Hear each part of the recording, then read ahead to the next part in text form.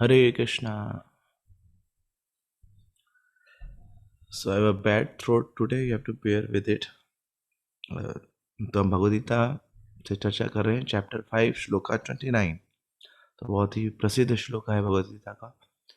भोक्तारम यज्ञ तपसाम सर्वलोक महेश्वरम सुहृदम सर्वभूतानां ज्ञात्वा माम शांति मृच्छति।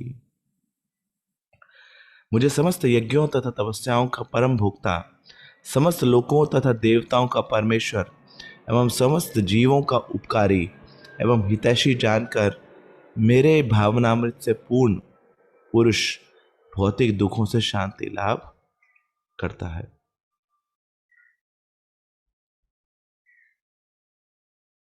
Just 1 minute.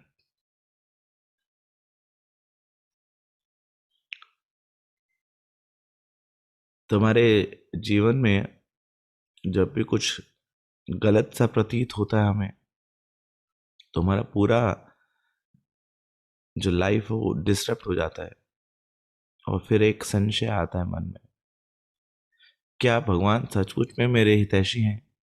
Is Krishna really my well wisher? तो जब हम इन संशयों से लड़ रहे होते हैं, डील कर रहे होते हैं,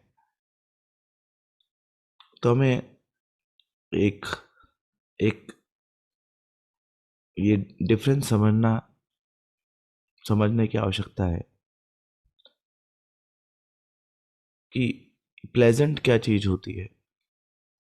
प्लेजेंट वो चीजें जो बड़ी सुहानी है, तो प्रतीत होती हैं कि मेरे लिए अच्छी हैं, मगर भगवान केवल प्लेजेंट नहीं है, ही इज बेनेवलेंट, मतलब बड़े दयालु हैं।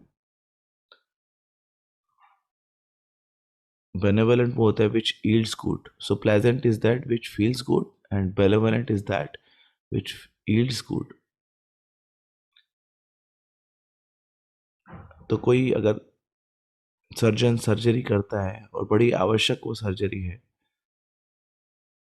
और अगर वो कॉम्पिटेंट डॉक्टर के द्वारा भी करी जाएगी, तो वो उस समय अच्छी प्रतीत नहीं होगी। दुख होगा, कष्ट होगा, चीर फाड़ होगी, फिर टांके लगेंगे, बार बार ड्रेसिंग कराना पड़ेगा, तो इट डजेंट फील गुड। मगर अल्टीमेटली इट yields गुड, वो हमारे भले के लिए। ऐसे ही भगवान श्री कृष्ण वो परम सर्जन है। वो अलग अलग प्रकार से हमारे साथ अलग अलग प्रकार के कार्य करते हैं जो हमेशा हमारे लिए सुहावने नहीं होते, वो मनोकारी नहीं होते, मनोहरी नहीं होते हैं, मगर हमेशा वो हमारे प्रति दया के भाव में वो कार्य जरूर होते हैं, हमारे भले के लिए होते हैं।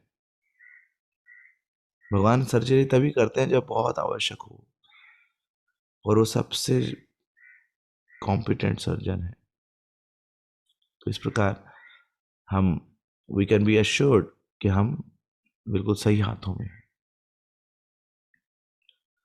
तो ये फेथ बनाए रखना जब हमारी सर्जरी हो रही है संसार के उतार चढ़ावों के माध्यम से, तो हमें अपने दो गुणों का सहयोग लेना होगा। One is intelligence and other one is patience.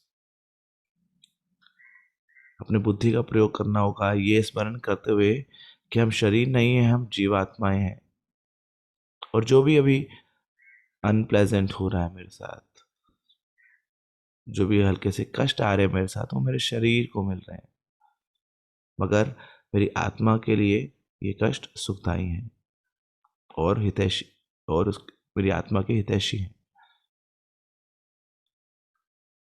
तो फिर हमारा मन अब इस विचार को स्वीकार करने के लिए तैयार है कि जो चीज अभी मेरे लिए इतनी अ, आनंददायक नहीं है, वो आगे चलकर मेरे लिए मेरे हित का कार्य करेंगी।